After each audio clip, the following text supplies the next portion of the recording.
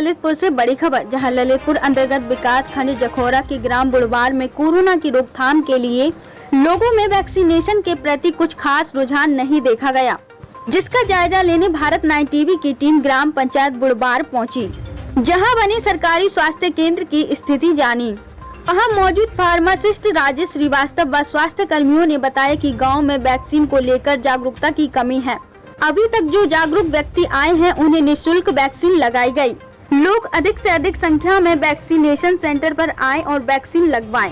इस कार्य के लिए ग्राम प्रधान अनुपम चौबे व ग्राम पंचायत अधिकारी लगातार लोगों के बीच जा रहे हैं, जिसके फलस्वरूप ग्रामीण जागरूक भी हो रहा है। वही ग्राम प्रधान संगठन के अध्यक्ष बुढ़वार प्रधान ने बताया कि उनकी कोशिश है कि लोग ज्यादा से ज्यादा संख्या में आएं और वैक्सीन का लाभ लें ताकि कोरोना की चैन टूट सके। पहला डोज लगवाने के बाद जब बारी आए दूसरा डोज लगवाने आगे आए। घबराने की कोई बात नहीं है। ग्राम प्रधान अनुपम चौबे ने जनपद वासियों व ग्राम वासियों से बढ़कर वैक्सीन लगवाने की अपील की है। आज हम खड़े हैं बुढ़वार के स्वास्थ्य केंद्र में, जहाँ की जो गांव की स्थिति जो है, आज हम यहाँ पहुँचे हैं और पूछते हैं यहाँ के डॉक्टर साहब से कि यहाँ वैक्सीन को लेके लोगों में क्या डर बैठा हुआ है, जिस कारण वो अपने घर में बैठे हुए हैं वैक्सीन के लिए मना कर रहे हैं। तो क्या वजह है, आज हम पूछते हैं डॉक्टर साहब।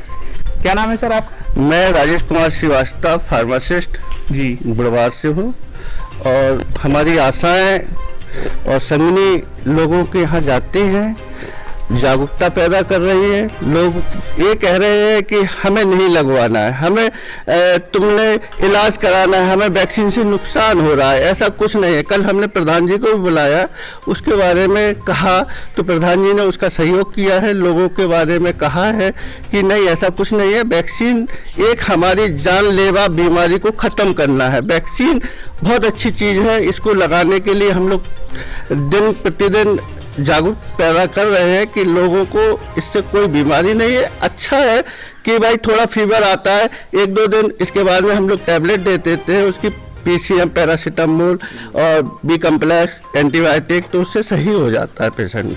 अच्छा, अभी तक आपने कितनी वैक्सीन लगवाई हैं? हम लोगों के यहाँ पे करीब वैक्सीन 700-800 वैक्सीन लग चुके हैं जी। तो और अभी कितनी संख्या रह गई है बाकी गांव में? गांव में 60 ईयर का तो पूरा पेशेंट हमारे ख्याल से रह नहीं गया है, सब हो गए हैं, लेकिन अभी 45 ईयर के जो पेशेंट है वो अभी रह गए। सेकेंड डोज अभी करीब काफ़ी लगना है पेशेंटों को। देखिए, आप देख सकते हैं कि किस तरीके से स्वास्थ्य विभाग अपनी पूरी कोशिश कर रहा है लोगों के लिए जागरूक करने के लिए, प्लस उन्हें वैक्सीन लगवाने के लिए, और किस तरह लोग घबरा रहे हैं। तो आगे और इनका जो प्रयास है वो करते रहेंगे और किसी तरह अपना पूरा कोटा करके सभी लोगों को वैक्सीन लगवाएंगे। आज हम खड़े हुए हैं बुढ़वार प्रधान, युवा प्रधान, जो कि आज वैक्सीन को लेके जिस तरीके की गांव में घबराहट पैदा हो रही है लोगों में, तो उस तरीके से प्रधान जी बताएंगे कि क्या वो लोगों तक क्या संदेश पहुंचा रहे हैं वैक्सीन के लिए। देखिए, नमस्कार। और ये जो कोविड महामारी फैली हुई है, इसके बारे में मात्र एक बचाव केवल वैक्सीन है। जहाँ तक मेरी आवाज़ मेरे ग्रामवासी, जनपद के ग्रामवासी, प्रदेश के ग्रामवासी, सभी व्यक्ति लोग, आप लोगों से मैं यही आशा करता हूँ कि कोरोना का मात्र एक बचाव वैक्सीनेशन है। कृपया इसमें प्रदेश सरकार, राज्य सरकार, सबका आप सहयोग कीजिए। स्वास्थ्य विभाग की टीम आपके पास निरंतर पहुंच रही हैं और वैक्सीन के लिए प्रेरित कर रही हैं। मैं आपको ये भी बताना चाहता हूं कि वैक्सीन के बारे में जो भ्रांति फैलाई गई है कि इससे नुकसान हो रहा है, इस तरह की कोई चीज़ नहीं है। ये केवल आपके लिए है, आपके जीवन के लिए है, आपके परिवार के लिए है। मैं आपसे पुनः निवेदन करता हूं कि इसमें आप राष्ट्र का सहयोग करें, प्रदेश का सहयोग करें, जिले का सहयोग करें और गांव का सहयोग करें। आप स्वस्थ रहेंगे तो ही देश तरक्की करेगा, देश विकास करेगा। जय हिंद, जय भारत। देख सकते हैं आप कि किस तरह हमारे युवा प्रधान, जो कि प्रधान संगठन के अध्यक्ष भी हैं, इनका नाम है प्रधान जी का अनुपम चौबे जी, बुढ़वार से हैं, जो सारे जिले के प्रधान संगठन के अध्यक्ष भी हैं। तो इनका जो कहना है, तो इसी तरह हर ग्राम के प्रधान अगर अपने ही गांव में लोगों को जा भारत 9 टीवी से ब्यूरो चीफ संतोष तिवारी, संवाददाता धर्मेंद्र पटेरिया, राममूर्ति तिवारी के साथ प्रसन्न पुरोहित की report.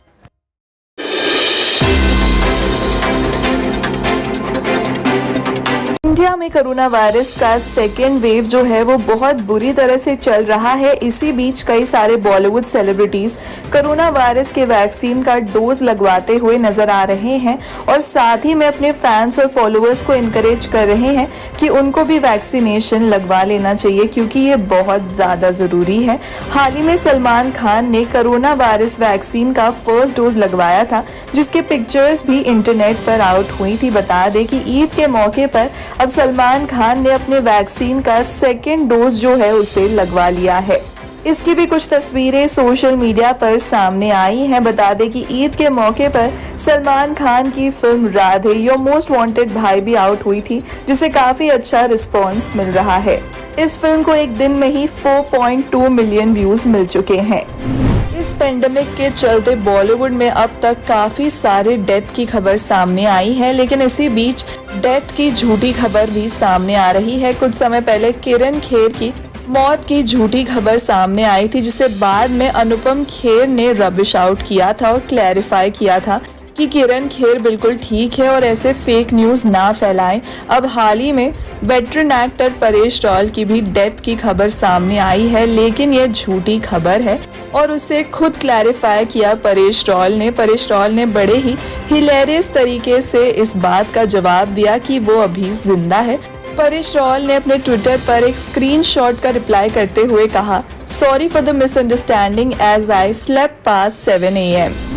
Veteran actor Randhir Kapoor जो 74 इयर्स के हैं, उनको कुछ हफ्ते पहले ही हॉस्पिटलाइज किया गया था क्योंकि वो कोरोना वायरस पॉजिटिव पाए गए थे। वहीं उनको ICU में भी शिफ्ट किया गया था कुछ और टेस्ट के लिए।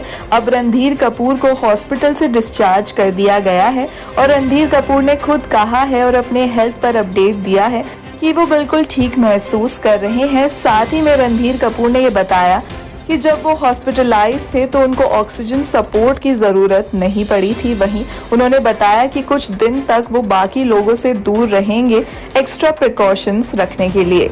रणधीर कपूर को कोकिलाबेन हॉस्पिटल में एडमिट किया गया था। रवीना टंडन 46 इयर्स के एज में एक ग्रैंड मदर है, जिसके चलते आए दिन ट्रोलर्स का सामना करती रहती है रवीना टंडन। ट्रोलर्स उन्हें नानी बुलाते हैं 46 इयर्स की एज में और इसी के चलते रवीना टंडन ने बात की। उन्होंने कहा कि जब वो 21 इयर्स की थे तो उन्होंने 2 बच्चों को अडॉप्ट किया था और उनमें से एक 11 साल के थे और अब उनके भी बच्चे हो चुके हैं। तब जब उन्होंने अडॉप्ट करने का डिसीजन लिया था तो कोई भी इससे सहमत नहीं था, लेकिन अब जाकर अगर वो देखे तो उनका लाइफ का ये one of the best decision था, ऐसा रवीना टंडन ने कहा है। रवीना ने ये भी कहा कि तब ज़्यादातर कोई भी मुझसे शादी करने के लिए रेडी नहीं होता था क्योंकि मेरे साथ 2 अडॉप्टेड बच्चे भी थे, लेकिन फिर बाद में जाकर रवीना टंडन ने फिल्म डिस्ट्रीब्यूटर अनिल थडानी से शादी की। ये जानकर आपको काफी ज्यादा हैरानी होगी कि पॉपुलर क्रिकेटर्स महेंद्र सिंह धोनी और विराट कोहली के पॉपुलर वाइफ साक्षी धोनी और अनुष्का शर्मा के बीच में एक और चीज कॉमन है। एक तो कि वो वाइफ है इतने बड़े बड़े क्रिकेटर्स की, और दूसरी चीज जो कॉमन है उनके बीच वो है कि दोनों एक दूसरे को काफी टाइम से जानते थे और दोनों स्कूल फ्रेंड्स थे। जी हाँ, दोनों आसाम के स्कूल में कुछ टाइम तक पढ़े हुए थे और जिसके बाद दोनों काफी अच्छे दोस्त बने। कुछ पुराने पिक्चर्स भी आउट हुए हैं जिसमें हम साक्षी और अनुष्का को अपने फ्रेंड ग्रुप के साथ देख सकते हैं। 1994 में अनुष्का की डैड की पोस्टिंग आसाम में हुई थी और जिस स्कूल में वो गई थी उसी स्कूल में साक्षी भी पढ़ रही थी और दोनों का बॉन्ड काफी ज्यादा अच्छा हो गया। स्कूल के बाद भी दोनों काफी अच्छे बॉन्ड में रहे थे। हमारी कंट्री इस वक्त कोरोना वायरस के सेकेंड वेव से जूझ रही है और ऐसे कई सारे well known Bollywood film industry से लोग हैं जिनको कोरोना हो रहा है और कोरोना वायरस के कॉम्प्लिकेशंस के चलते उनकी डेथ भी हो रही है। बता दें कि हाल ही में dialogue writer Subodh Chopra corona virus positive पाए गए थे और वो बिल्कुल ठीक भी हो गए थे, लेकिन ठीक होने के बाद जब वो घर आए तो उनकी ऑक्सीजन लेवल जो है वो ड्रास्टिकली ड्रॉप होती जा रही थी। उनके घर में कुछ ऑक्सीजन सिलेंडर्स की भी अरेंजमेंट की गई, लेकिन वो बहुत ही एग्जॉस्टेड फील कर रहे थे और उनका ब्लड प्रेशर काफ़ी ज़्यादा हाई भी हो रहा था। दिन पर दिन उनकी जो हेल्थ थी वो डिटोरिएट हो रही थी, जिसके चलते उनको कार्डियक अरेस्ट आ गया और उनकी मौत हो गई। हाल ही में Bollywood actor Imran Hashmi film Mumbai saga में नजर आए थे, जो अमेज़न प्राइम वीडियोस पर आउट हुई थी। बता दें कि एक इंटरव्यू में इमरान हाशमी ने रिएक्ट किया महेश भट्ट और मुकेश भट्ट के स्प्लिट के बारे में। बता दें कि उनसे पूछा गया इसी स्प्लिट के बारे में, जिसके बाद उन्होंने कहा कि वो चाहते हैं कि सब एक साथ फिर से आ जाए और हम एक फिल्म बनाएं, लेकिन फिर भी उन्होंने कहा कि सारी जो अच्छी चीज़ें होती हैं वो एक एंड तक आ जाती हैं, इक्वेशंस जो है चेंज हो जाते हैं और कुछ भी परमानेंट नहीं है। ये सब कहते हुए इमरान हाशमी ने ये भी बताया कि मैं ये सब कह रहा हूँ बिना कोई डिटेल्स जाने उनके स्प्लिट की, लेकिन इमरान हाशमी ने बड़े ही स्मूथ तरीके से इस बात का जवाब दिया। सुमोना चक्रवर्ती जो हमें द कपिल शर्मा शो में नजर आई हैं और बेस्ट जानी जाती हैं द कपिल शर्मा शो के लिए, साथ ही साथ सुमोना ने कुछ शोज भी किए हैं जैसे कि बड़े अच्छे लगते हैं और जमाई राजा। इसी के चलते हाल ही में सुमोना ने ये बताया है कि वो जॉबलेस है और वो काफ़ी सालों से स्ट्रेस और एंजाइटी फेस कर रही हैं। उन्होंने बताया कि वो साल 2011 से फेस कर रही हैं और बैटल कर रही हैं इंड्रोमेट्रोसिस। लॉकडाउन पीरियड उनके लिए काफ़ी ज़्यादा मुश्किल रहा है। वो घर में वर्कआउट करने की कोशिश करती है, जिसके बाद उनको थोड़ा बेटर फील होता है और वो अपने आप को प्रिविलेज भी मानती हैं कि वो अपने घर का ध्यान रख सकती हैं और सबको खाना खिला सकती हैं। वेटरन एक्ट्रेस माधुरी दीक्षित का है आज जन्मदिन। जी हाँ, माधुरी दीक्षित आज अपना बर्थडे सेलिब्रेट कर रही हैं, लेकिन कोरोना वायरस के इस टाइम में ऐसा लगता है कि माधुरी दीक्षित सिर्फ अपने फैमिली के साथ अपना जन्मदिन सेलिब्रेट करेंगी और कुछ बड़ा नहीं करेंगी। माधुरी दीक्षित जब से इस इंडस्ट्री में आई है तब से उनको बहुत सारा प्यार मिला है और देखते ही देखते माधुरी दीक्षित इस इंडस्ट्री का एक बहुत बड़ा नाम है। बता दें कि माधुरी दीक्षित स्पेशली अपने एक्टिंग के साथ साथ अपने डांस और अपने एक्सप्रेशंस के लिए मानी जाती हैं। जब भी एक्सप्रेशंस की बात करें तो सब एग्जाम्पल देते हैं माधुरी दीक्षित का, इसलिए माधुरी दीक्षित को आए दिन बड़े बड़े डांस रियलिटी शो में मेन जज में देखा जाता है, जैसे कि डांस दीवाने शो में जो कलर्स का one of the most popular show है, उसमें माधुरी दीक्षित हमेशा जज की कुर्सी में बैठी हुई नजर आती हैं। बात करें बाकी अपकमिंग प्रोजेक्ट्स की तो ऐसा बताया जा रहा है कि माधुरी दीक्षित नेटफ्लिक्स के अपकमिंग प्रोजेक्ट में नजर आ सकती हैं संजय कपूर के साथ। बॉलीवुड एक्ट्रेस विद्या बालन फिर से काम कर रही है तुम्हारी सुल्लू के प्रोड्यूसर्स यानी कि तनुज गर्ग और अतुल कसबेकर के साथ। बता दें कि तुम्हारी सुल्लू में भी इसी प्रोडक्शन हाउस के साथ विद्या बालन ने काम किया था। अब विद्या बालन एक और फिल्म करने जा रही हैं। इस फिल्म की स्क्रिप्ट जो है वो फाइनलाइज हो चुकी है और विद्या बालन ने काफ़ी आइडियाज डिस्कस किए हैं। इस फिल्म में विद्या बालन काफ़ी स्ट्रॉन्ग कैरेक्टर प्ले करती हुई नजर आने वाली है विद इमोशनल अंडरटोन्स। बता दें कि इस फिल्म को प्रोड्यूस करने वाली हैं स्वाति अय्यर। ये फिल्म मुंबई और साउथ इंडिया में शूट किया जाएगा और ये 45 डेज का स्केड्यूल बताया जा रहा है। आज हम बॉलीवुड इंडस्ट्री की कुछ ऐसी एक्ट्रेसेस के बारे में बात कर रहे हैं जिन्होंने अपने बच्चों को नॉर्मल डिलीवरी से जन्म दिया है। अपने फिगर या फैशन की फिक्र में इन एक्ट्रेसेस ने किसी भी तरह की सर्जरी का सहारा नहीं लिया। आइए जानते हैं ऐसी एक्ट्रेसेस के बारे में। कल्की केचलिन। बॉलीवुड की फेमस एक्ट्रेस कल्की ने अपनी बेटी को बिना किसी सर्जरी के जन्म दिया। कल्की केचलिन ने अपनी बेटी को हॉट वाटर डिलीवरी के माध्यम से जन्म दिया था। Bruna Abdullah. Famous actress Bruna Abdullah ने भी अपनी प्रेगनेंसी के टाइम में ये घोषणा कर दी थी कि वो अपने बच्चे को जन्म देने के लिए किसी भी सर्जरी का सहारा नहीं लेंगी। ब्रूना ने ऐसा ही किया भी। उन्होंने अपने बच्चे को नॉर्मल डिलीवरी के द्वारा जन्म दिया। बता दें कि ब्रूना ने भी हॉट वाटर डिलीवरी की मदद से अपने बच्चे को जन्म दिया।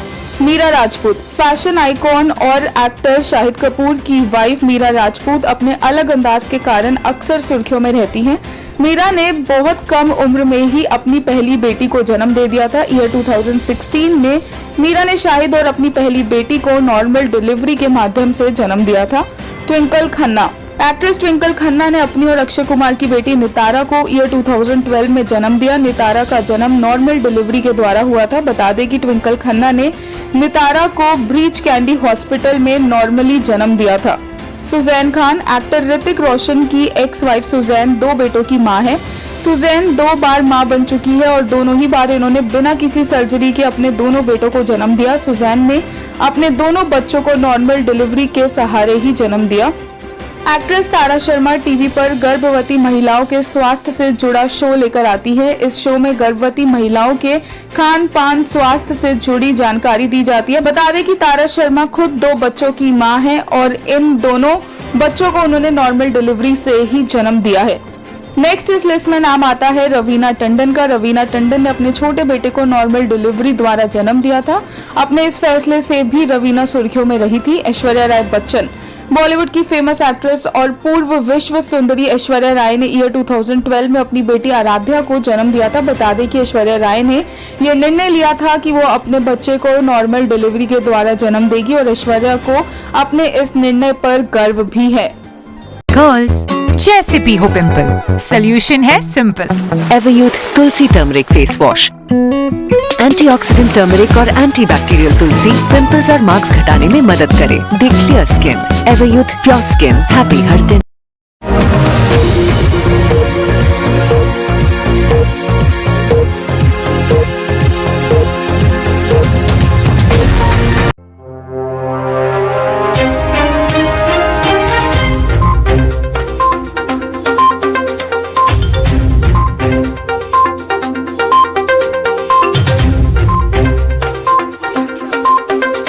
उत्तर प्रदेश के कालपी जालौन से बड़ी खबर, जहां पत्रकार उत्पीड़न के विरोध में सभी पत्रकारों ने उप जिलाधिकारी को सौंपा ज्ञापन।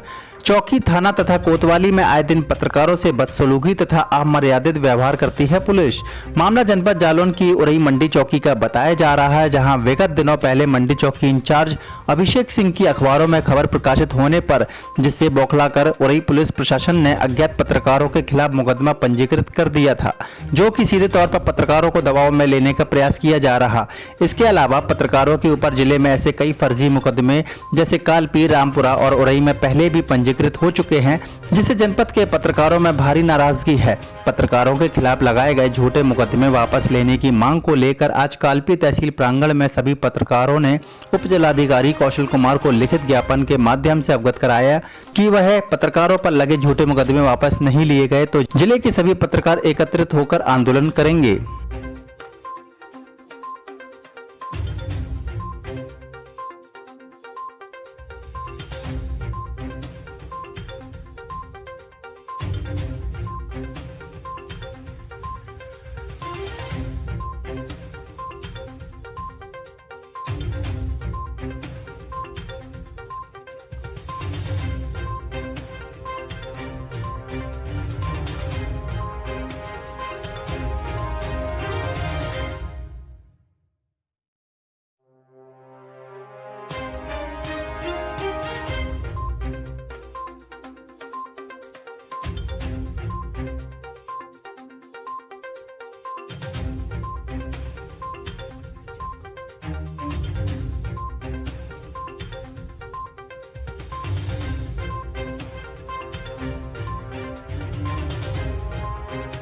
के समस्त नगर के पत्रकारों ने तहसील परिसर में एकत्र होकर के और जनपद के एक चौकी प्रभारी ने जो अज्ञात पत्रकारों के खिलाफ झूठा मुकदमा कायम कराया गया है, उस संबंध में हमने सभी साथीगणों ने जिलाधिकारी को संबोधित ज्ञापन उप जिलाधिकारी को सौंपा है और यदि मुकदमा जो लिखाया गया है यदि उसको वापस नहीं किया गया तो हम सभी पत्रकार संघर्ष का बिगुल फूंक करके और मुकदमे को खत्म करा करके ही दम देंगे।